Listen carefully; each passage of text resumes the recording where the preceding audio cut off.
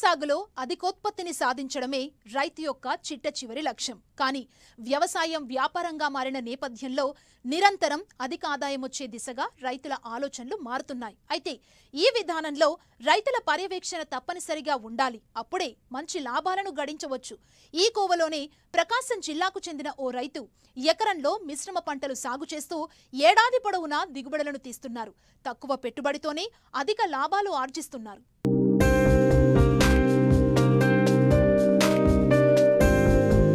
ఇదిగో ఈ వ్యవసాయ క్షేత్రం చూడండి. తీరొక్క పంటలు కనిపిస్తున్నాయి కదూ. ప్రధాన పంటగా శనగను సాగు చేస్తూ అందులోనే 4 రకాల అంతర పంటలు బార్డర్ క్రాప్ గా మరో 2 పంటలున్న ఈ వ్యవసాయ క్షేత్రం ప్రకాశం జిల్లా కొత్తపట్నం మండలం గాదిపాలెం గ్రామంలో ఉంది. దీనిని సాగు చేస్తున్న రైతే ఝాన్సీ లక్ష్మి.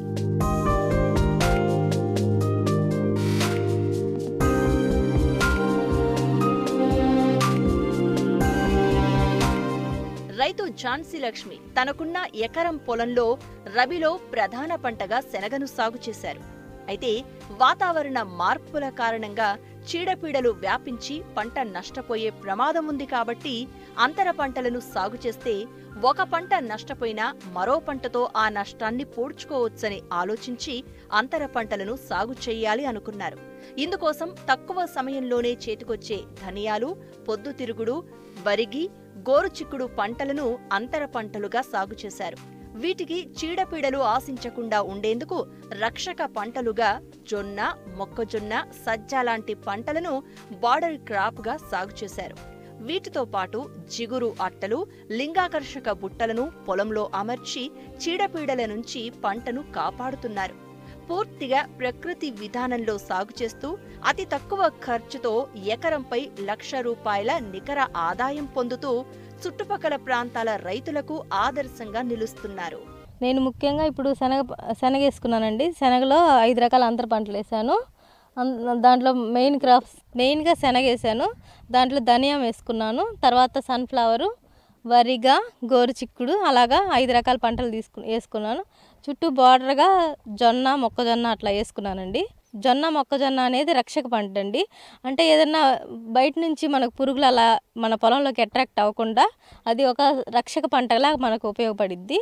అలాగే అంతర పంటలుగా నేను మొక్కజొన్న అలాగే వేసుకున్నాను. ఎందుకంటే శత్రు పురుగులని అట్రాక్ట్ చేసిద్ది అనమాట.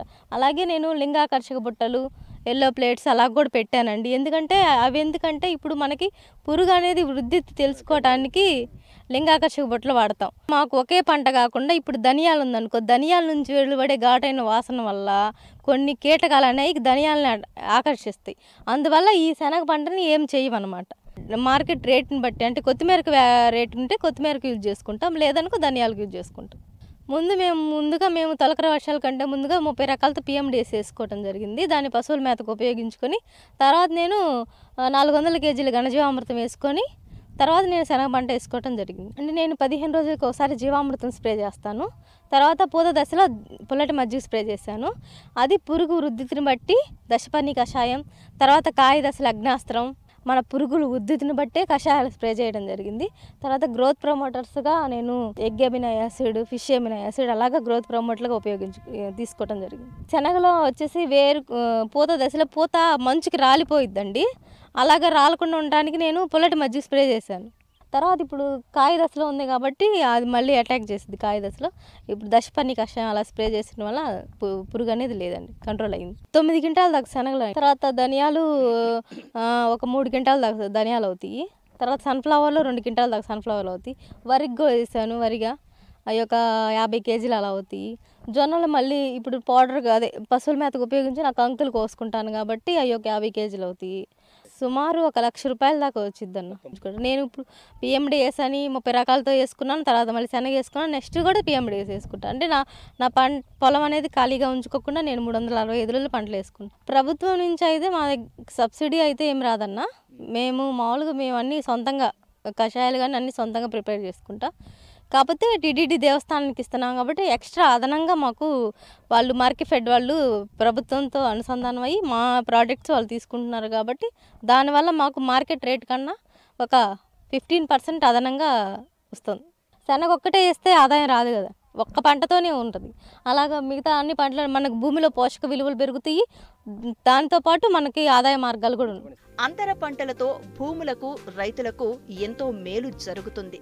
2 పంటల ఆదాయం వల్ల రైతులకు ఆర్థిక భరోసా పెరుగుతుంది. అంతేకాదు తెగుళ్ల వ్యాప్తి తక్కువగా ఉంటుంది. దీనికి తోడు పంట మార్పిడి వల్ల భూమికి ఎటువంటి నష్టం వాటిల్లకుండా ఈ పంటల నుంచి వచ్చే పచ్చి రొట్టతో భూసారం పెరుగుతుంది. ఈ పొలంలో ఝాన్సీ గారు వేశారు అనమాట. ఈవెన్ మెంటర్ దీంట్లో రైతు సాధికార సమస్యలు వీడు కూడా చేస్తున్నారు. ఇదేంటంటే బెంగాల్ గ్రామ్ వేశారు. బెంగాల్ గ్రామ్తో పాటు ఒక different types of multiple crops ఉండాలని చెప్పేసి సన్ఫ్లవర్, జోఆర్, బాజ్రా కూడా వేసి ఉన్నాయి.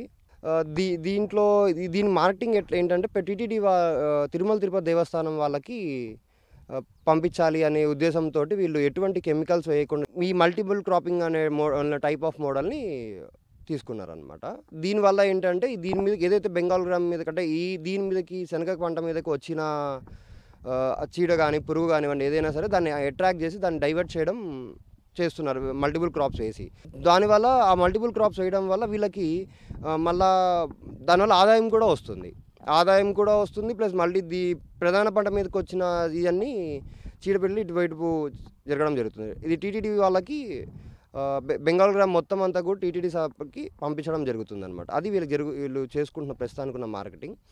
ఈ మండలంకి వచ్చేసి 2475 మంది ప్రకృతి వ్యవసాయం చేస్తున్న వాళ్ళు ఉన్నారు. ఈ గ్రామం వచ్చేసరికి 150 మంది ప్రకృతి వ్యవసాయంలో చేస్తున్న వాళ్ళు ఉన్నారు. దాంట్లో రకరకాల కేటగిరీలు ఉన్నారు. ఈ కేటగిరీషన్ అనేది ఎలా తీసుకుంటాము అంటే వాళ్ళు చేసే విధానాన్ని బట్టి, తర్వాత వాడుతున్న ఈయన బట్టి, అంటే కొంతమంది పార్షియల్గా, సీడ్ టు సీడ్గా అలా రకరకాలుగా ఉన్నారు. దీన్ని ఈ కేటగిరీని బట్టి అలా చేస్తున్న మొత్తం అందరి సంఖ్య వచ్చేసి ఇక్కడ ఈ గ్రామం వరకు 150 మంది ఉన్నారనమాట.